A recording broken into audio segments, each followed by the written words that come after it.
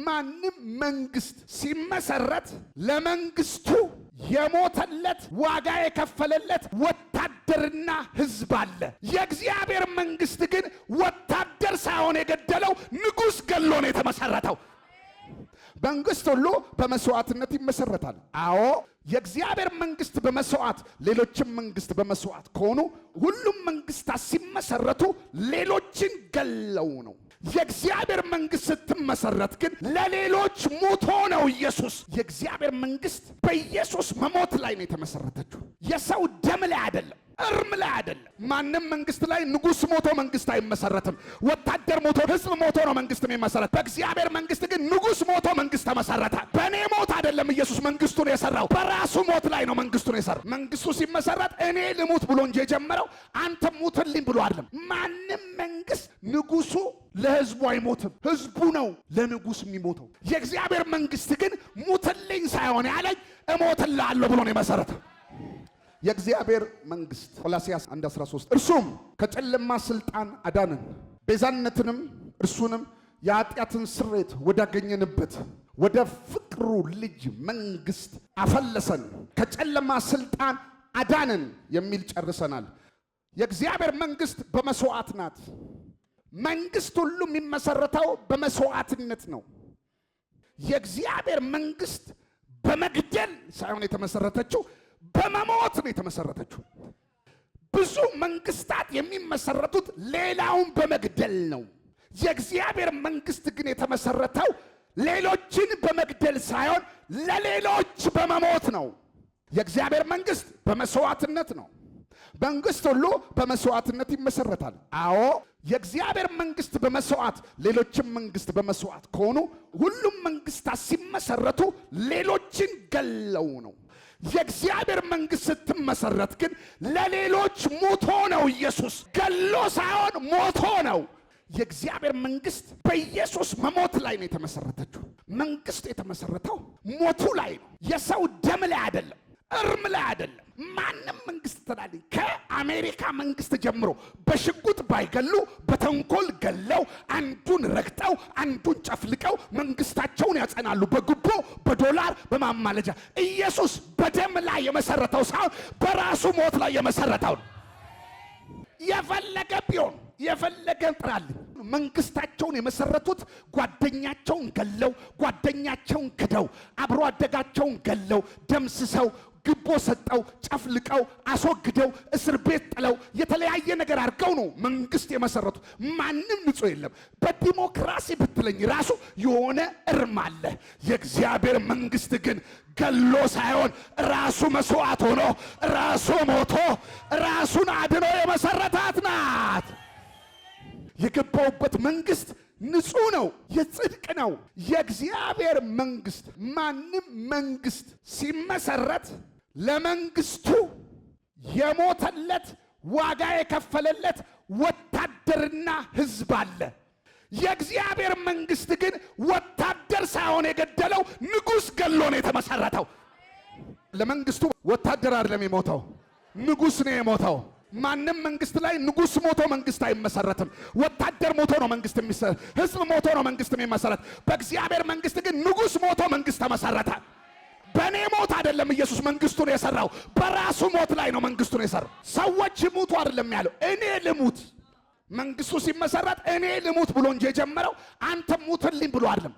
ማንም መንግስት ንጉሱ ለህዝቡ አይሞትም፣ ህዝቡ ነው ለንጉስ የሚሞተው። የእግዚአብሔር መንግስት ግን ሙትልኝ ሳይሆን ያለኝ እሞትልሃለሁ ብሎ ነው የመሰረተው።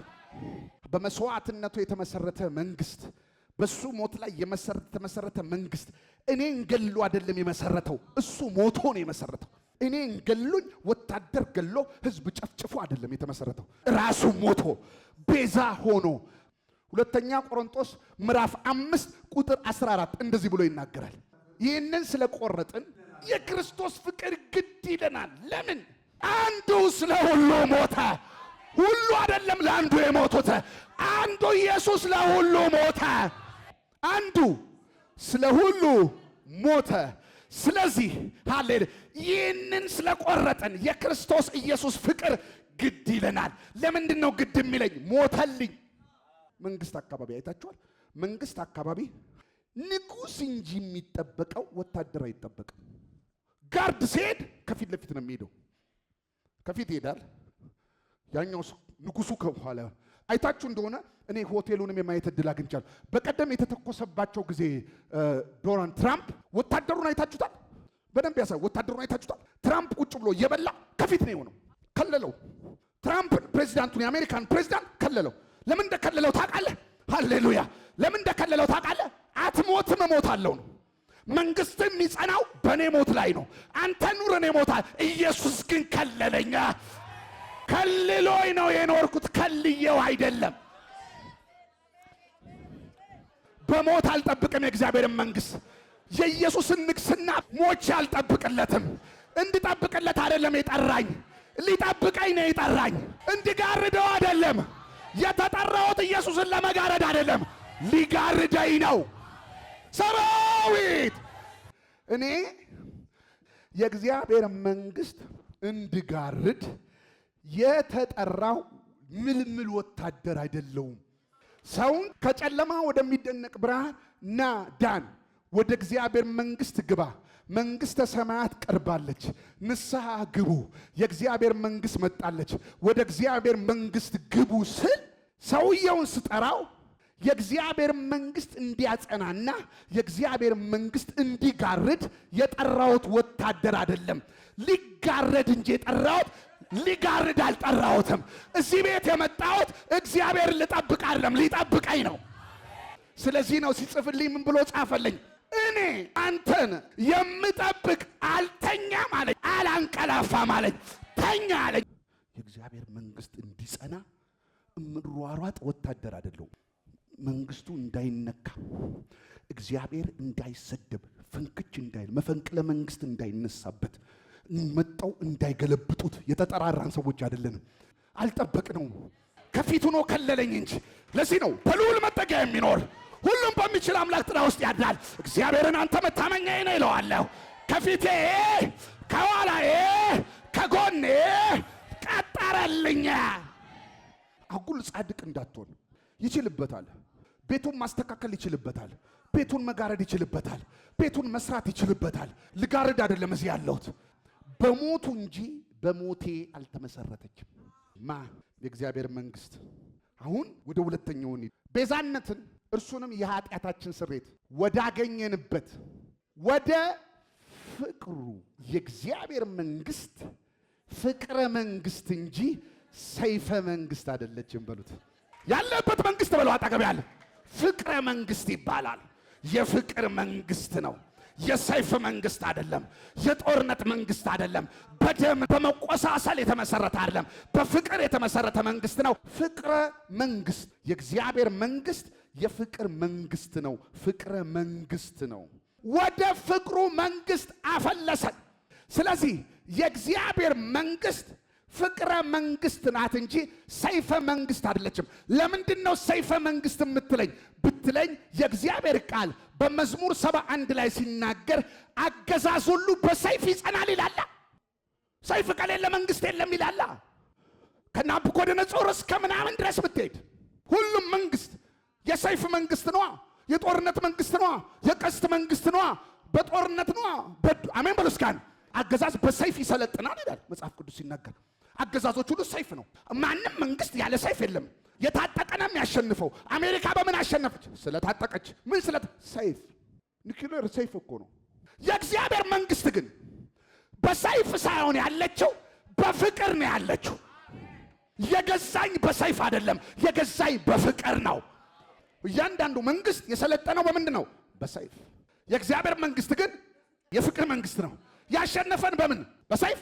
አስፈራርቶት የመጣለህ እወዳለሁ ብሎ ወዶ በፍቅር አሸንፎ በፍቅር ገዝቶ፣ ለዛውም የወደደን ጠላቶች ሳለን።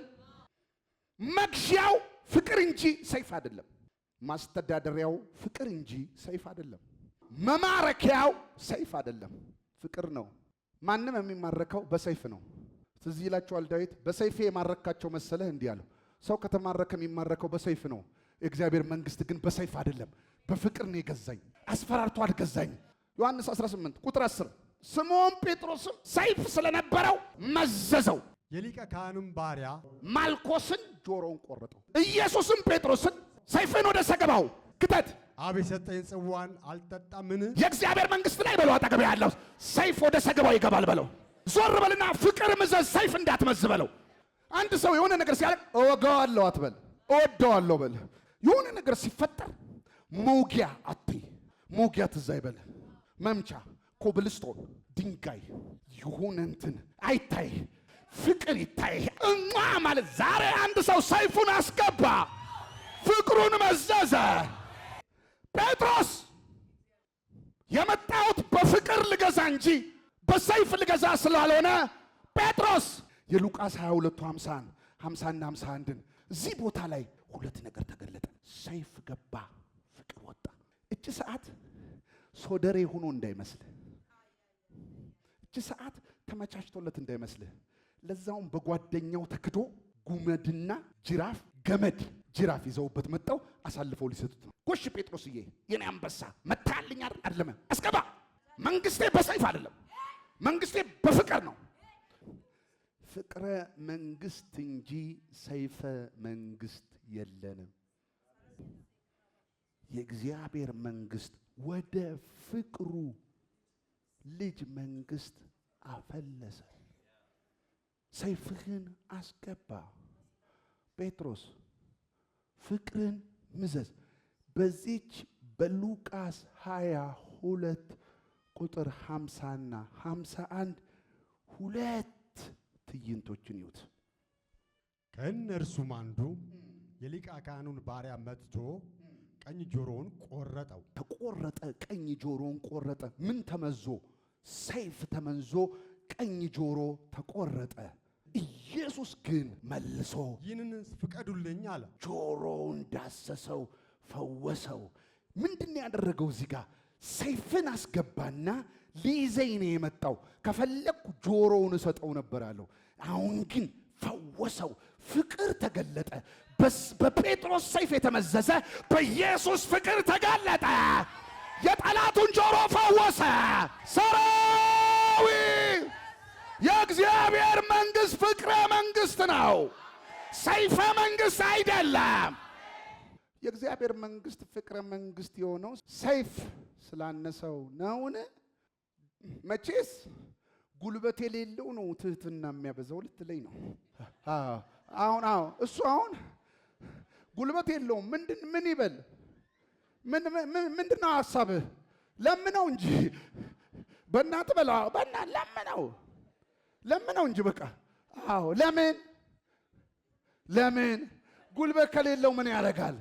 ጉልበት ከሌለው ምን ያደርጋል? እግዚአብሔር የለመነ ጉልበት ስለሌለው ነውን? መልሱ አይደለም።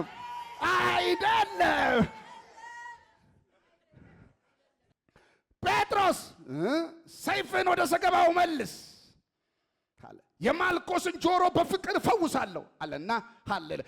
እናንተ ገመድና ጎመድ ሰይፍ ይዛችሁብኝ መጣችኋል። እኔ ብፈልግ ሲሶ መልአክ ከሰማይ አወርዳለሁ። ጉልበት ስለሌለኝ አይደለም አለ። መንግስቴማ ጉልበታም ናት። የእግዚአብሔር መንግስት ሁሉን ይገዛል። አሜን በላይ ባካን፣ አሜን በላይ ባካን። እኔ ግን የምተዳደረው በፍቅር ነው። ሰራዊት አቅም ያላችሁ በፈለጋችሁ ሰዓት የፈለጉትን እሰድበዋለሁ። ልኩን ነው የምነግረው። እገለብጠዋለሁ። የሆነ ነገር አደርጋለሁ። በገንዘቤ እንትን አደርጋለሁ። በምላሴ አወራለሁ፣ አማለሁ የምትሉ ተዉ። እሱ ሰይፋችሁን ወደ ሰገባው የመጡትን ሰዎች በሙሉ ቢላቸው እኮ የቱ ጋር ነበሩ? እዚህ ጋር ነበሩን ትላለህ። ግን ተያዘላቸው። ጭራሽ የቆሰለውን እየፈወሰ ተያዘ። ምን አይነት ነው ይሄ? እኮ አባት ነው። የክርስቶስ ኢየሱስ መልክ የሚባለው እኮ ይሄ ነው። አሜን በል አንተ። ብድግ በልና ሆነዋለሁ። ጮክ በል ሆነዋለሁ። አቅሜ ነው በለው አንዴ። እችላለሁ በለው አንዴ። ክርስቶስ ያደረገውን አደርጋለሁ። እችላለሁ በጸጋ፣ እችላለሁ በኃይሉ። አሜን አሜን። ሰራዊት የእግዚአብሔር መንግስት ፍቅረ መንግስት ነው። ፍቅር ላይ ነው የተመሰረተው፣ ሰይፍ ላይ አይደለም። አንተ ማን ይቀረው ነበር? ተሰብስባችሁ ወደ መንግስቴ ግቡ ቢል እያለ ነበር እኮ የሚገ አይፈልግም አይችልም አይደለም ያልኩ አይፈልግም ነው ያልኩ። አንተን መማረክ የሚፈልገው በሰይፍ አይደለም በፍቅር ነው። ቆላስይስ ወደ ፍቅሩ ልጅ መንግስት አፈለሰን። ጭኗ ምን አፈለሰን የምትል ቃል ለምን ገባች አንተ? አፈለሰን ፈለስን ማይግሬን አደረግን። የእግዚአብሔር መንግስት ስንገባ ይሄኛው መንግስት ለቆን ቪዛ ሰጥቶን አይደለም የገባ ነው፣ ፈልሰን ነው። ግማሹ በየመን በቦሌ አሁን የኢትዮጵያ ሕዝብ እየፈለሰ ነው። አራት ሄዱ እፈልሳለሁ። ምን ሆንክ? ተጨነቅኩ። እዚህ ምን ሆንክ? የሆነ ነገር አጣው። እዚህ ምን ሆንክ? እዚህ ነገር የሆነ ነገር እየሆንኩ ነው። እሺ አሜሪካ ዛሬ ጥሩ ቦታ ላይ ያሉትን ሰዎች ሳገኛቸው እንዴት ነው የመጣችሁ? ፈልሰን ተሰደን። በምን ደርግ ነበር። እሺ ቀይ ሽብር ተፋፋመ፣ ታሰርን፣ ተገረፍን፣ ተጨነቅን። ስለዚህ ፈለስን። አሁንም የፈልሰን ነው የመጣ ነው። አሜን ብላ አንድ ባክ ሱማሌ አስጨነቁ። የመንግስቱ ሲያስጨንቀ በቤት ማርገሾልከ እሷ ጋር ሄድና እጅ ስጥ በቃ ተማርክ ያለው እንደዚህ ነው። ሲቀጠቅጠን ሩጣን ሄደን እጅ ሰጠን። አሁን ከሶማሌ ሄደ፣ ከኡጋንዳ ሄደ፣ ከኩባ፣ ከጃካኪስታን ከማይደበት የለም ከማሌሺያ ሄደ ሁሉ ዝም ብሎ አሜሪካ ውስጥ የገባ መስሎት ነው እጅ ሰጥቷል። አሜሪካ ሰጣውሽ እጄን ብሎ ነው እጁን የሰጠው። አሁን እዚህ መጣና አንዳንዱ ቸርች አልሄድም፣ ቸርች ባልሄድስ ምን ያመጣል ይላል። ይጠፈጥፋል፣ ይጠፈጥፍልኛል። እንደዚህ ያለ እግዚአብሔር በዘጸአት ምዕራፍ 4 ፈርዖን አይለቃችሁምና ኮብልሉ፣ ፍለስ፣ ማይግሬን አርግ፣ እዛ ጡብ አትስራ። አንዳንዱማ ይችልበታል ለፈርዖን መስራት፣ ለእግዚአብሔር መለመጥ። እዚህ አገልግል ስንለው ይታሻል፣ እዛ ግን ጡብ ይሰራል። ጡብ አንዳንዱ ጉልበቱን የበላው ፈርዖን ነው። እዚህ አገልግል ስንለው ጉልበቱ ለአገልግሎት አይሆንም፣ ጉልበቱ ለዳንስ ግን ይሆናል። ቡጊ ቻቻ ይላል እዛ። እዚህ ግን ይታሻል፣ እዛ ግን ፈርዖንን ያገለግላል አለ እግዚአብሔር። እያገለገላችሁ ፈርዖንን አትኑሩ፣ አምልጥ፣ ማይግሬን አርግ፣ በቃኝ በል። ዛሬ አንድ ሰው ስመክር ነበር። እስኪ ወስኝ እላታለሁ። ወስኝ እስኪ ባክሽ፣ እስቲ እምቢ በይ ባክሽ። እንደሚመቸው ሰው እኮ ለምንድን ነው በባሌ በቦሌ በየመን በአረብ ሀገር በምናምን ጩቡ ለምን ማይግሬን ፍልሰት እንጂ እጅን በኪስ ከተው እያልክ የመጣ ሰው አይደለም። እስቲ ሞክር፣ ይጠፈጥፋል። አንዳንዱ ተመቶ እንዳልተመታ ይሆናል። ቋርጎታል እኮ ብሎ አውቆ ይመጣል። የሆነ ግጭ አርጎ ጓደኛ ሲያይ የምትለዋል አምልጪ፣ አምልጡ ምላችሁ። አሁን ጨለማው መንግስት ምናምን ያላችሁት ብቻ ከዚህ በላይ ክብር አለ፣ ከዚህ በላይ በረከት አለ፣ ከዚህ በላይ መንፈስ አለ፣ ከዚህ በላይ ቅባት አለ፣ ከዚህ በላይ አገልግሎት አለ፣ ከዚህ በላይ የእግዚአብሔር መንግስት አለ።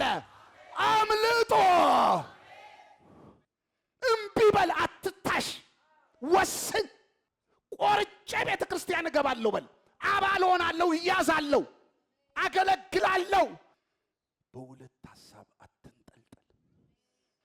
ከዚህ በፊት ተናግሬያለሁ። ይኸውልህ ወደ እግዚአብሔር ስንገባ ወደ እግዚአብሔር የገባን ብቻ ሳንሆን ከሰይጣን ጋር የተጣላንን። ተጣልተሃል፣ ያስቀየምከዋል። ምን ነው አንተ እንደ ወዳጅ ልትመለስ ፈለግ? እዚህ ሰፈር መጠቀጥቀጥቀጥቀ እንደገና ልትሄድ ይቀጠቅጣል። ለዚህ ነው አንድ ጊዜ የእግዚአብሔር መንግስት ከቀመሱ በኋላ፣ አንድ ጊዜ ብርሃን ከበራላቸው በኋላ ባዶና ክፍተት ሲያገኝ 7 እጥፍ እንደገና ይገባል። ለዛ ሰው ከመጀመሪያው ይልቅ ይከፋበታል። ለምንድን ነው የሚከፋብህ? ለምንድን ነው እንዲህ ስትል የሚከፋብህ? ለምንድን ነው ቀጥ ብለህ ሳትሄድም? ቸርች ከገባህ ግባ። እኔ ድሮ እንደዚህ ይል ነበር። ጋዜጠኛ ከሆንኩ ጋዜጠኛ ነው የሆንኩትን ሁነት እንዲህ አልወድም። ሞላወል አልወድም። ወላዋይነት ያስበላሃል። ግብት ውጥት አገልግሎት ጅምር ቀጥ የሆነ ጸሎት መግባት መቀጣጠል ጥፍት። እሱ ማለት የሰይጣን ዋና የመግቢያ ቀዳዳ ነው። ግብት ጠልቅ ሁነት። ዘማሪ ነህ ሁነት ኤክሴል። ዲያቆን ነህ ዲያቆንናህን ኤክሴል። ፓስተር ነህ ግጥም። አብሮ ሰራተኛ ነህ ኤክሴል። ግጥም ሰዓት የማያረፍድ ማያመነታታ። ለዚህ ነው በሁለት ሐሳብ የሚያነክስ ከእግዚአብሔር አንዳች የሚቀበል እንዳይመስለው። ወላዋይ አይቀበልም፣ አትርገጡለት ቦታ ግባ ከገባ ወደ ኋላ በሚመለስ ነፍሴ ደስ አይላትም አለ እግዚአብሔር። በሚያፈገፍግ ወደ ኋላ በሚመለስ ነፍሴ አትደሰትም አለ።